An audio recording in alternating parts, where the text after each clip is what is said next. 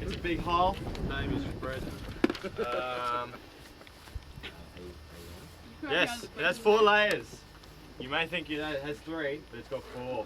So there's one about there. That's A1. That's A12. That's B2, B21, and B22. Yeah. The only reason you can tell that there is a B1, A1, sorry, A11 and A12 is texture. This is I think it was a light clay. While this one just here is a heavy clay, as is that one and that one. With a plus. Heavy K plus. They're all heavy K plus. This top layer is polyhedral. The next 2 layers are angular blocky, and the final layer is lenticular, and they're all pointing in that direction, apparently. Come on, Blake. You're too invited. Now turn the page over. Keep reading. No, there's more. Boundaries. Can people start chucking shit at Blake now? We had slakes.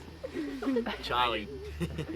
We had slaking on the first 2 layers, and then but no dispersion on any, and no dispersion on the last 2 layers, or slaking.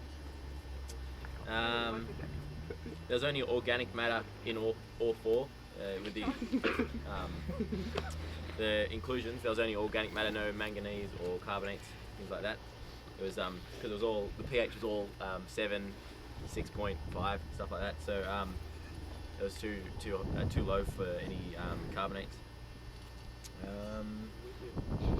As you can see, there's some tongues here, which is the brown bit going down into the red.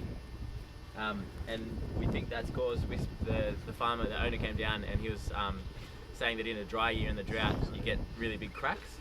And so we're guessing that we thought there might be a vineyard, and it's been, all the vines have been pulled out and that the roots have just rotted and that's the brown bit. But because he said that it's just been cleared and it's been left like that since.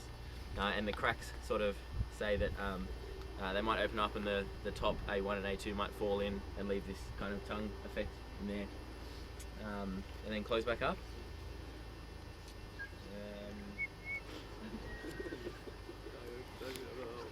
Probably that side. Yeah, break left. So what about the classification for this profile? Oh well, this is steamy Controversy. debate, yeah. Oh yeah. And I'm sure none of you care. But we've been asked to get you guys involved in it somehow, so this is going to be painful. Ask them what they think it is. Yeah, what do you think it is?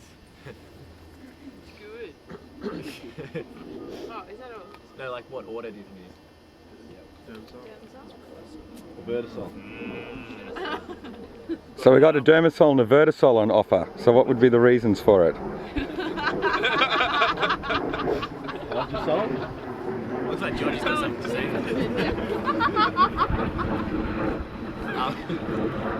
So does anybody think it's have any reasons why it would be a Vertosol? No? Would you like to lead him through why you think it might be a Vertosol? That might help them. When the farmer came down, he explained to us that in the really dry years where really low rainfall, they do get cracking all the way through the profile. Yeah, thanks. Which did kind of lead us to thinking that it could be a Vertosol because it's got shitloads of clay. Shitloads of clay, is that the technical? Yeah, that's the technical term. Greater than 50%. So yeah, that made us think that it could be a Vertosol. The only thing that we aren't sure about and that we need clarification on is whether a Vertosol needs to crack open every year, annually, or whether it can just crack up occasionally. Because if you go through the definition of a Vertosol, it says it says clay field texture is above 35% throughout, which is very true of all these, except for the surface, but there's got clay there. And it says unless it's moist, it has open cracks of above 5 mil extending to the surface, and thirdly at some depth, slicken slides and or lenticular beds. We didn't find slicken slides, we found slicken surfaces.